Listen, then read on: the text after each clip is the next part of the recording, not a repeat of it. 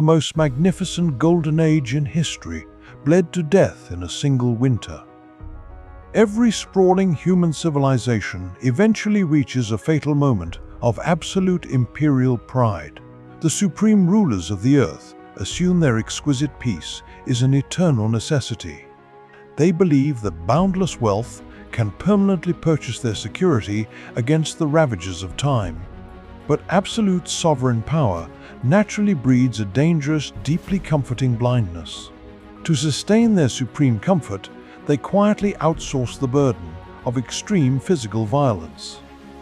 They hand their heavy swords to hardened men living quietly in the cold frontier shadows.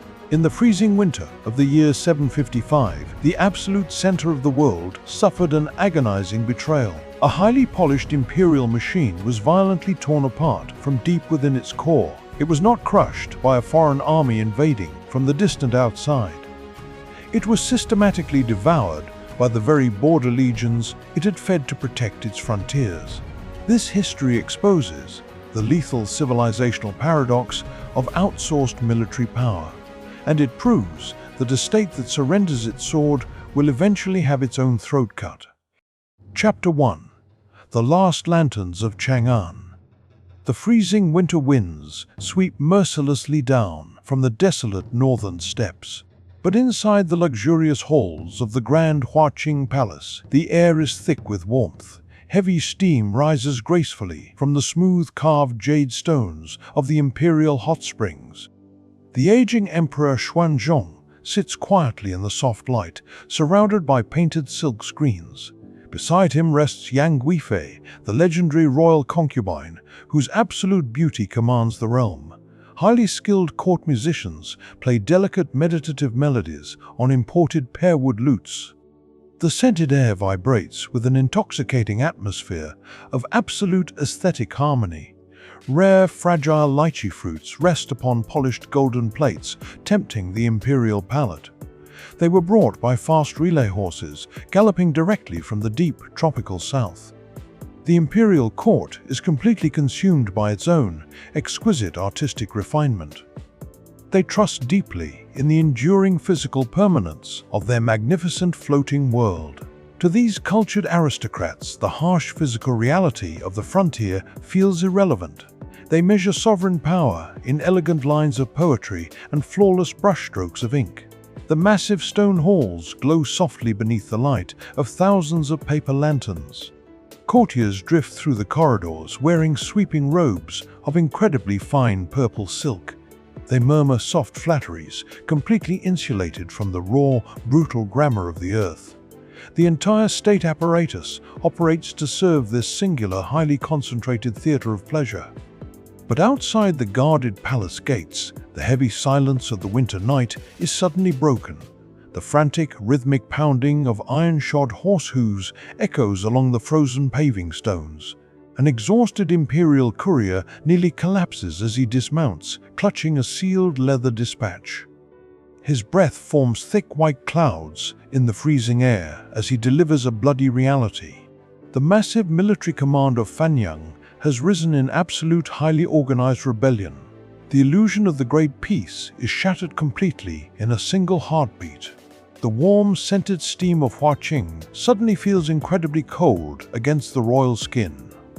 The supreme masters of High Tang China realize with terrifying clarity that their world is burning. The tranquil golden age had officially reached its violent, deeply irreversible end. The music stops abruptly, leaving only the sound of the harsh northern wind. The floating paradise of silk had been pierced directly by a mercenary blade. To understand this sudden nightmare, we must first look backward at the magnificent machine they built. Chapter 2. The Open Gates. Long before the rebel banners darkened the pale winter sky, the Tang Dynasty stood as a titan. The imperial capital of Chang'an was the undisputed vibrating center of the medieval earth. Picture an immense, sprawling metropolis, arranged in a perfect, highly disciplined grid of stone. Massive earthen outer walls stretched across the fertile plain, enclosing more than 1 million souls. The grand central avenues were incredibly wide, designed to project absolute civilizational order.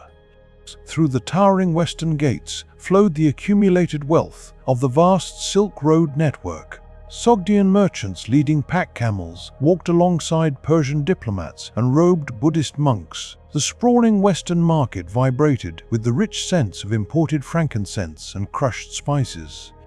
Exotic treasures from Samarkand and fine glass from Rome were traded for native tea and jade. The Tang state possessed an immense capacity for cultural absorption, welcoming foreign concepts without fear. Elite scribes recorded endless tax registries, monitoring the steady flow of heavy copper coins. Massive imperial storehouses were completely filled to the ceiling with surplus rolls of woven silk. This supreme concentrated opulence generated a profound sense of absolute imperial self-confidence. The court genuinely believed they had engineered a permanent, highly stable civilizational equilibrium.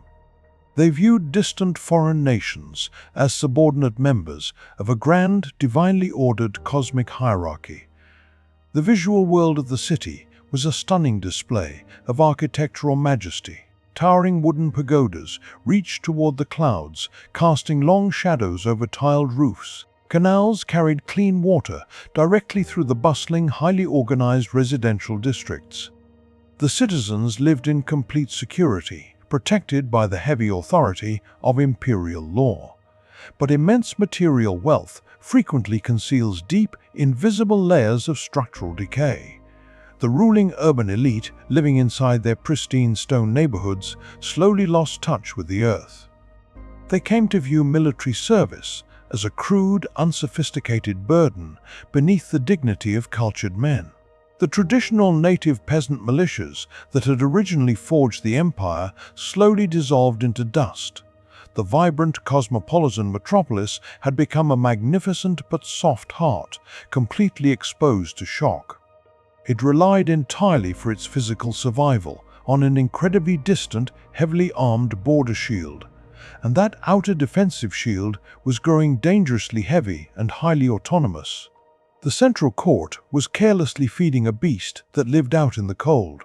They assumed the massive frontier walls would permanently separate their luxury from the bloodshed. But walls are only as loyal as the men who stand upon them. Chapter 3: Outsourcing Death. The fatal vulnerability of the Tang state lay in a highly calculated administrative invention. To secure its vast, highly exposed borders, the imperial court instituted the Jiedushi system. The empire was systematically carved into massive regional military commands placed under frontier governors. These regional commanders held absolute, consolidated authority over massive standing armies of veterans. They collected local regional taxes, managed their own supply chains, and commanded thousands of elite cavalry. The central court adopted this corporate system, driven by a cold, deeply pragmatic fiscal logic. Maintaining permanent native armies dispatched from the central administrative core was incredibly expensive and slow. Furthermore, the central civil bureaucrats deeply feared the rise of native military dictators inside the capital. Therefore, they deliberately outsourced border command to non-Chinese, foreign-born mercenary generals. They assumed that foreign commanders, lacking deep ancestral roots in China, could never claim the throne. This critical strategic miscalculation perfectly set the stage for the meteoric rise of An Lushan.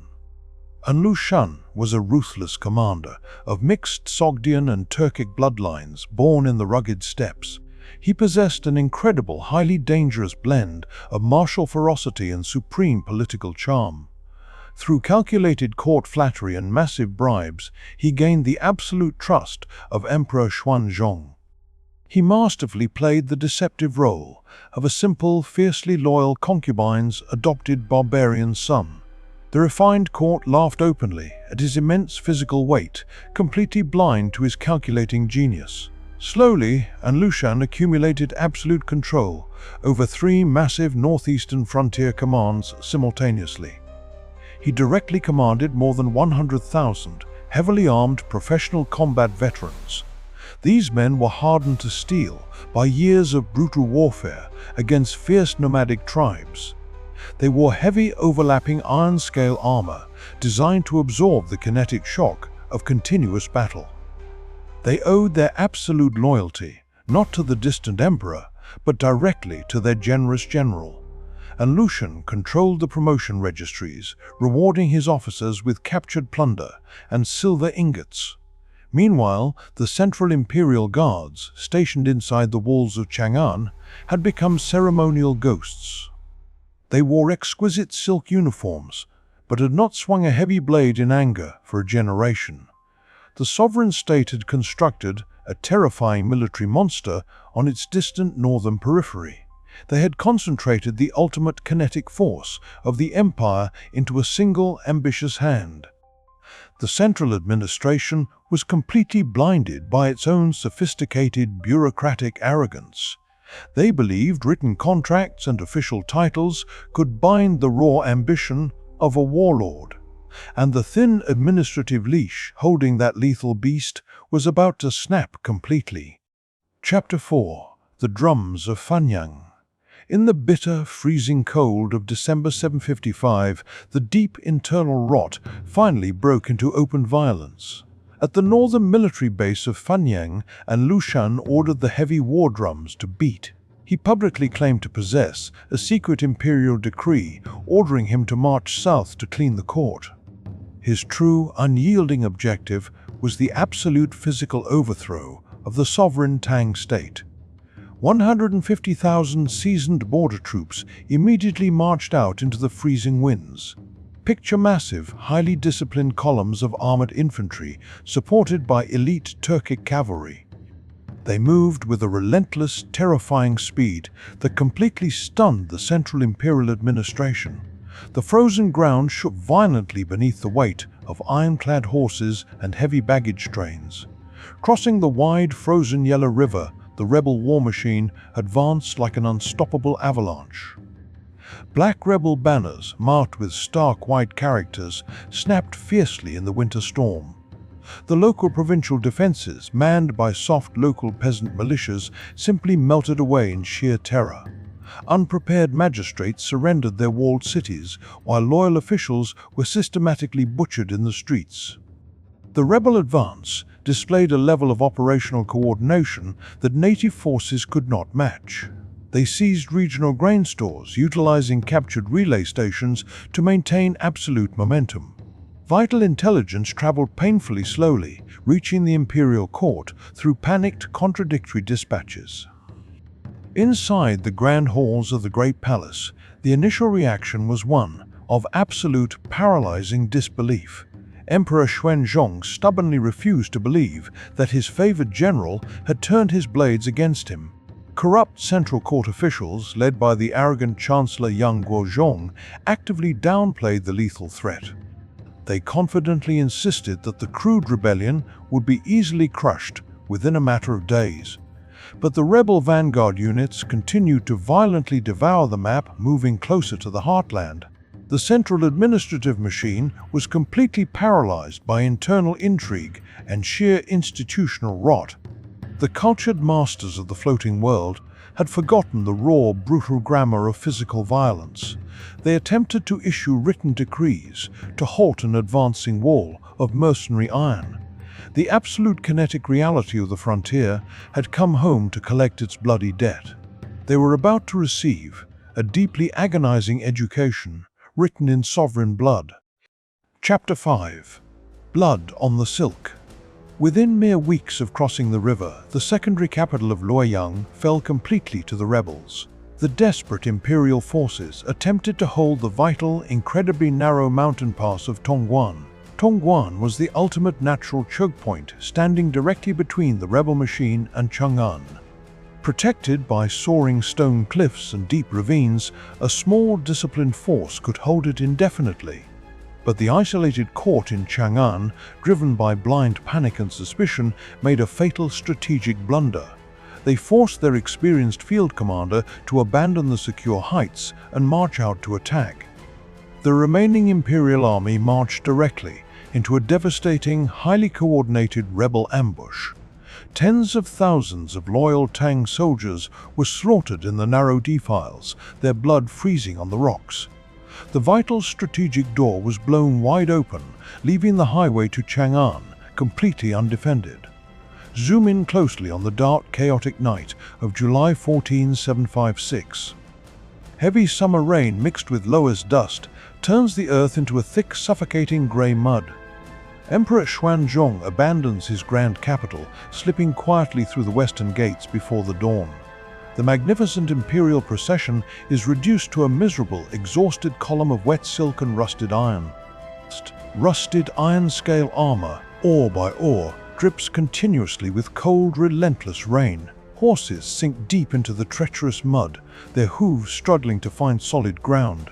Reaching the isolated, deeply muddy relay post of Maui, the remaining imperial guards finally break. Starving, soaked to the skin, and consumed by absolute fury, the soldiers refuse to march another step. They blame the entire civilizational catastrophe on the corrupt Chancellor Yang Guozhong, hacking him to pieces in the mud. But their desperate hunger for vengeance is not satisfied by his administrative blood alone. The mutinous guards surround the emperor's humble quarters, pointing their heavy blades toward the wooden gates. They demand the ultimate sacrifice, the absolute physical elimination of the concubine Yang Guifei. They view her as the wicked, seductive symbol of the very luxury that destroyed their realm. The soldiers' eyes burn with a dark, terrifying madness, born from complete physical exhaustion. The aging emperor, broken and completely powerless, is forced to yield to the violent mob. He orders his beloved companion led away to a small, quiet Buddhist shrine courtyard. There, beneath the heavy, relentless rain, she is quietly strangled with a simple white strip of silk. Her exquisite body, wrapped hastily in purple blankets, is buried carelessly in the cold mud. The absolute zenith of High Tang culture was sacrificed to appease the wrath of mutinous blades. The sovereign continued his pathetic flight, leaving his living soul behind in the bloody dust. Chapter 6. A Ruined World. With the emperor gone, the magnificent capital of Chang'an fell completely silent.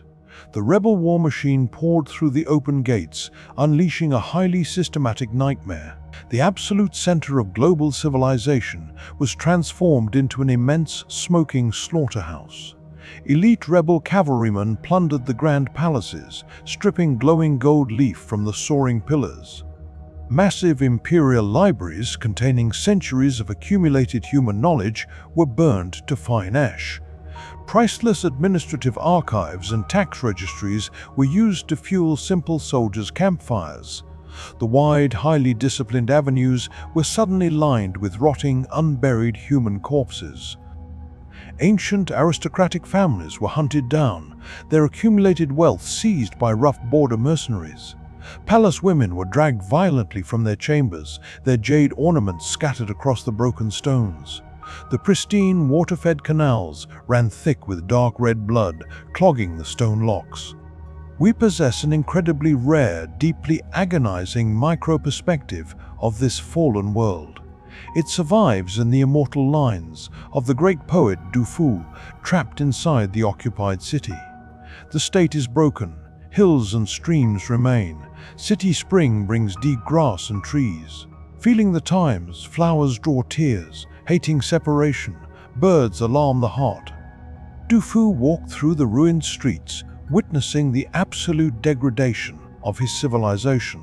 He saw starving imperial princes begging for scraps of coarse bread from illiterate rebel guards. The sophisticated economic networks that sustained millions of lives completely collapsed into chaos. Peasants abandoned their burning fields, fleeing into the deep mountains to escape rebel press gangs. Famine and disease stalked the land, claiming those who had survived the initial steal. The glorious cosmopolis had become a desolate tomb, haunted by the ghosts of its own perfection. The physical trauma inflicted upon China was so incredibly deep that the numbers stun the mind. Tens of millions of human beings disappeared from the official census records within a single decade. Whole provinces were depopulated, leaving behind only crumbling mud walls and overgrown fields.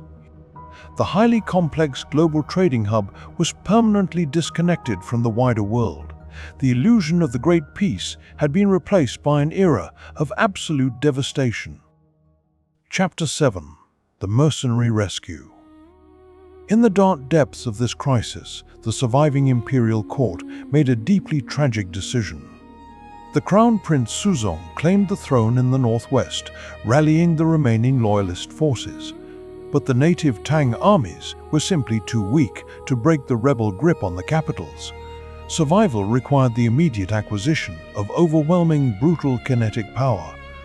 The desperate emperor turned his gaze outward, forging an alliance with the powerful Uyghur Khaganate. The court invited thousands of elite, heavily armored Uyghur cavalrymen to cross the borders. But nomadic superstates do not bleed for foreign kings out of simple charity. The transaction negotiated by the Tang court was an act of absolute Faustian desperation. In exchange for military intervention, the emperor granted the foreign mercenaries a terrifying privilege. They were officially permitted to systematically loot the recovered imperial capitals as their payment. In the autumn of 757, the combined allied forces finally recaptured the ruins of Chang'an. The rebel forces were driven out, but the physical liberation of the city brought fresh horrors. The Uyghur horsemen rode through the streets, claiming their promised reward with absolute ruthlessness. Picture rough leather armor and curved blades trampling over the vibrant silk banners of the capital. They stripped the remaining wealth from the exhausted citizens, burning homes and plundering markets. The mercenary cavalrymen laughed coldly beneath the torches, loading pack horses with captured gold. The imperial court sat quietly in the shadows, watching foreign troops ravage their sacred center. They accepted this profound civilizational humiliation as the unavoidable cost of sovereign survival. To sustain its final gasps of life, the administrative core was forced to execute a structural pivot. With the northern provinces completely lost to rebel warlords, the state turned toward the south. They survived exclusively by heavily taxing the southern salt monopoly and securing the Grand Canal. Picture massive wooden transport barges carrying southern rice ore by ore through heavy mist. Guarded by the remaining loyal soldiers, these waterways became the final, fragile lifeline of the state. The royal storehouses in the south guarded immense mounds of white salt, lashing the economy together. The pride of the Celestial Empire had been completely traded away for raw mercenary iron. Tang China had survived the fire, but it emerged deeply scarred and permanently altered. Chapter 8: The Shadow of 755. The slow, agonizing containment of the An Lushan Rebellion leaves us with a profound civilizational lesson. It completely shatters the illusion that cultural brilliance can secure a state against raw violence. The rebellion was eventually crushed in 763, but the true High Tang never returned. The centralized administrative architecture that had governed the continent was permanently broken. To pacify the remaining rebel generals, the court simply granted them official imperial titles. The Jiedushi system remained entirely intact, leaving the empire divided into autonomous military fiefdoms. The sovereign state survived for another century, but it existed as a highly cautious, inward-looking shadow. The grand cosmopolitan confidence that welcomed foreign cultures was replaced by deep xenophobia and suspicion. Foreign merchants were viewed with intense distrust, their vibrant trading networks slowly dismantled. Furthermore, the extreme physical violence of the war executed a profound social transformation. The ancient medieval Chinese aristocracy, the great families that had ruled for centuries, were decimated. Their sprawling estates were ruined, their family libraries burned, and their lineages scattered. A new world slowly emerged from the ashes, governed by pragmatic bureaucrats and hardened warlords. The tragedy of 755 proves that the ultimate vulnerability of an empire is internal reliance. When a sophisticated society delegates its ultimate defense to those who do not share its soul, it constructs the exact mechanisms of its own eventual destruction. The emperors of Chang'an built a paradise, a magnificent paradise of silk, but they forgot a timeless truth. That paradise requires a wall of iron. Cold winter winds still blow across the ruins of the ancient palaces, leaving behind the quiet, enduring memory of a golden age that was devoured by its own sword.